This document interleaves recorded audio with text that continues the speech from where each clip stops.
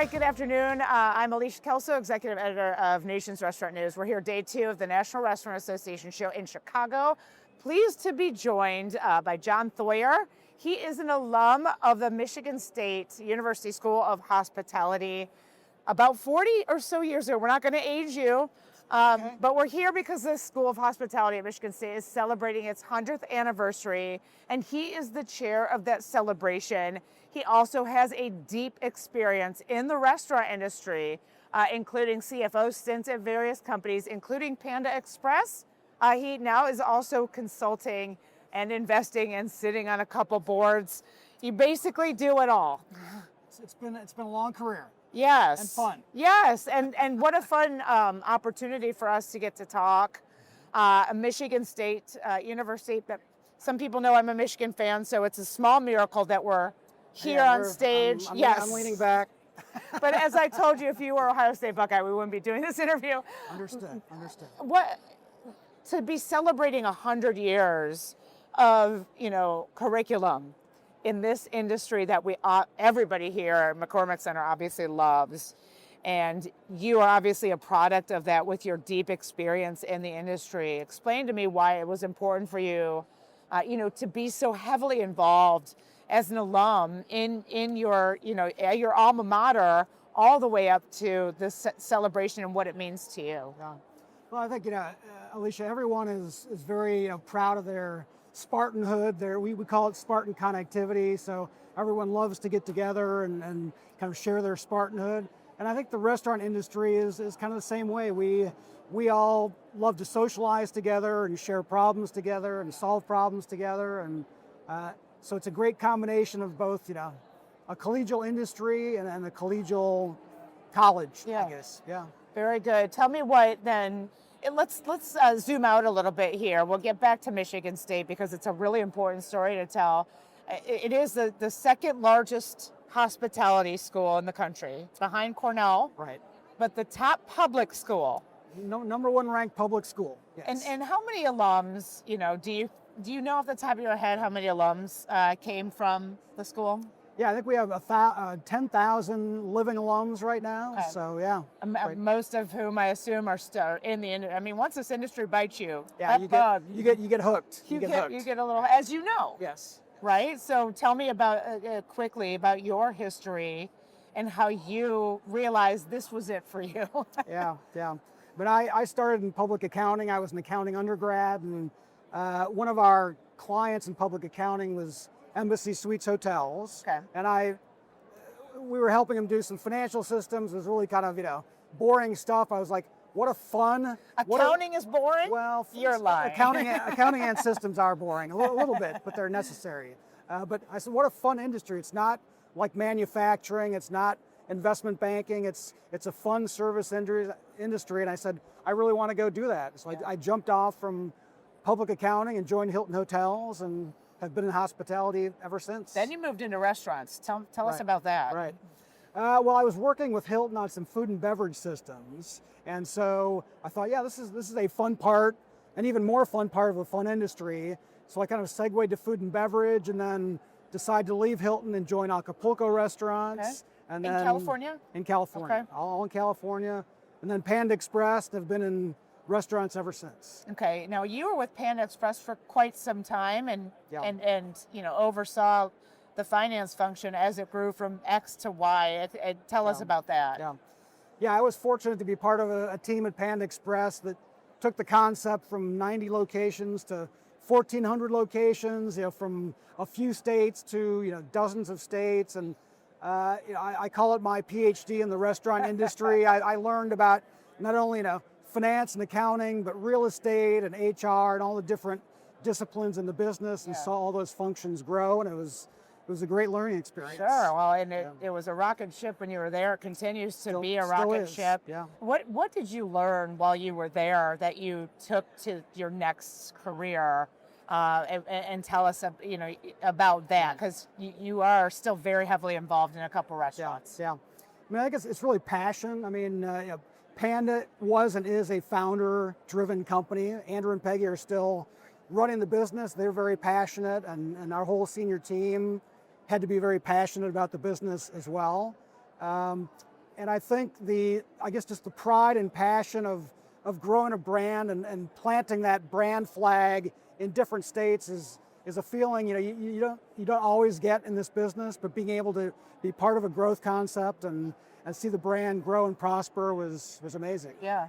And notably, they are our brand icon award winner this year. We are going to recognize the family in July in California. Well deserved, yes. for sure. Explain to me then, as going from someone who's kind of in the operations trenches on a finance level and overseeing a really quickly growing chain in the quick service industry to someone who now is involved in, more the full service independent side. Yeah. What do you perceive has been, some of the biggest evolution in this industry in your 40 years of working in it? Well, I think now clearly technology is the big evolution in all industries, but particularly the restaurant industry has typically lagged, in terms of technology adoption, right? So to see all the emphasis on figuring out the tech stack for your company, whether it's loyalty or third-party delivery, that's been a huge change. And I think just the people side of it, it's a people business, and trying to get people interested in the business. I think Michigan State is a big part of that, but trying to get people into the business, which may have kind of fallen out of favor over the last couple of decades. Yeah. Yeah. How does the curriculum at Michigan State then, especially as the second largest school, one of the biggest schools in the hospitality, how's that evolved to keep pace with this really quickly evolving industry? Yeah. I think back in the 70s and 80s when I was there, it was they used to call it HRI, hotel, restaurants, and institutions, which kind of gives you a flavor for what the industry was about back then. Now students not only focus on restaurant and hotel operations, but they also can get emphasis in information systems, in real estate. Real estate is a big driver now of students there. In sales and marketing and catering, event planning. So I think the curriculum is a lot broader than it used to be. Yeah, but also you got the niches that you can choose. And we know how important real estate is. And John, you moved over, as we mentioned, to sort of the consulting side as well, and the investment side. So what are you, we talked off camera about the challenges that you are seeing in the industry. And I want you to sort of articulate how you're guiding your decision-making about investments and the operators that you consult to get through a time like this. You said a quote I had to write down, earn the right to grow. Yeah. And I think that's important to reiterate, but tell me what other, sort of snippets that you are using to drive your investment decisions and your consultant. Yeah. I think it's challenging, Alicia, on both fronts, sales driving and the cost front. So I think in the restaurant business, driving sales should always be first and foremost, because you can't really grow without sales, but also the rest of the P&L is challenged. So I think you have to manage from the top line to the bottom line. And as I talk to growing concepts, you have to make sure the unit economics work, right? Are your existing locations, are sales growing? Are they profitable?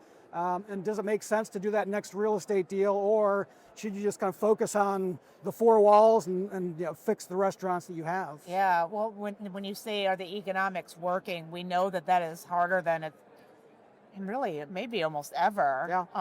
So, what are some, I guess, pieces of advice to ensure that operators are ensuring that their economics are working when the P&L does not look like it does in 2009. You and I know that. No. I think food prices are up 40%, rent, insurance. I mean, how do you... labor. Yeah. I think part of it is having a good partner, and I'm talking from the CFO perspective here, is having the CFO be a good partner with operations. You can't just be a number cruncher guy. You have to be out in the field, partnering with the operators, helping them drive better food costs, drive better labor costs, labor scheduling tools or food cost management tools. You have to be a partner with them to help them drive those better results. I think that's really important. Sure. I love your perspective because it's very deep and extensive. And so I'm curious what your thoughts are on the current environment. How has the industry changed and how has it not changed? Well, I think the one thing that hasn't changed, I'll say that first, is it's a hospitality and people-driven business, right? It's really, Amen. it's about how you make people feel when they're in your restaurants. That's what they're going to remember, right? So it's still about hospitality. Obviously, there's now more tools technologically and otherwise to help, facilitate that experience, but it's still about people and about feeling.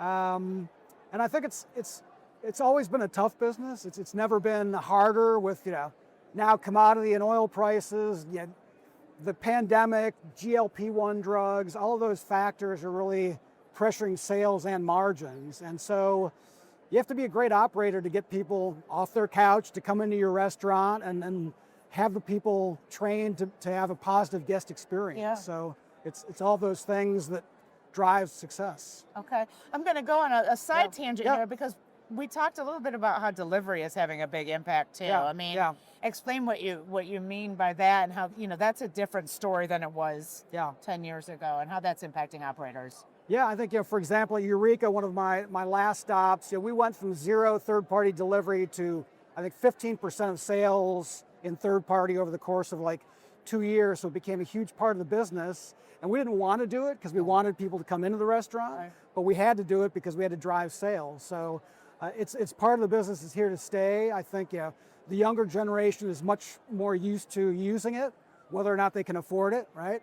Yeah. And then the elders like me like it because of the convenience. Sure. But it's here to stay. But it also pressures the P&L. Yeah. So you said the younger folks, and that tidily brings us back to Michigan State. Mm-hmm. We talked about the evolution of the curriculum by necessity to keep up with a very quickly evolving industry. Yeah. What do you perceive in this next generation of students that like I said, you're still very involved as an alum, so how do you see the industry sort of taking off from here, knowing that you have the kids that are willing to study this curriculum intentionally? I think that we mentioned that the industry has had a challenge communicating that this can be a career. And so how does Michigan State sort of fit into that? And what are you seeing from the students coming through the program now?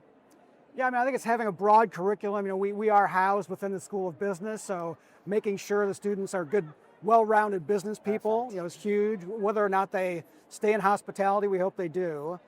So having that broad curriculum. I think,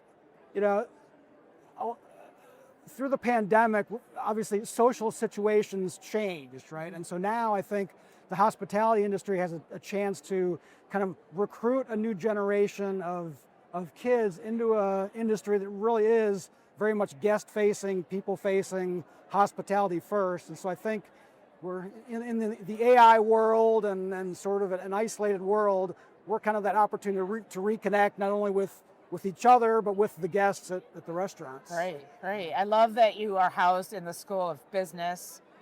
Something I hear often from the folks that I talk to is, I wish operators knew how to read the P&L.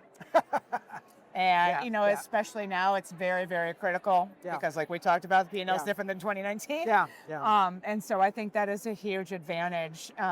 Explain real quickly the differentiation that you see with the Michigan State School versus other hospitality schools. Not that I want to promote Michigan.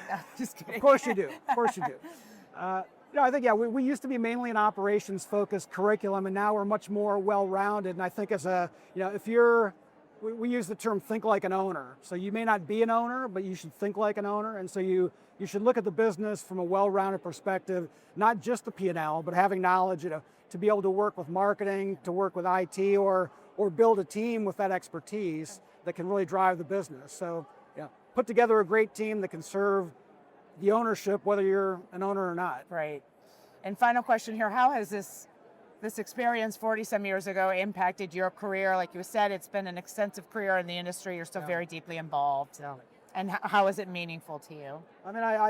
I could never have dreamed, I didn't dream of a career in hospitality, but it kind of came to me, and I've embraced it fully, and I've made so many great friends, and just, it's a great network. I've probably my last 5 or 6 jobs have come through people I've met either through Michigan State or in the industry. So it's a great network of folks who love to hang out together and have fun and serve their guests. Right.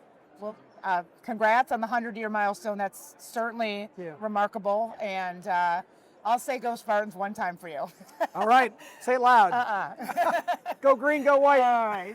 Thank you, John. I appreciate you joining me here and have so much fun with the celebration. Yeah. So, Thanks for having me, Alicia. Appreciate it.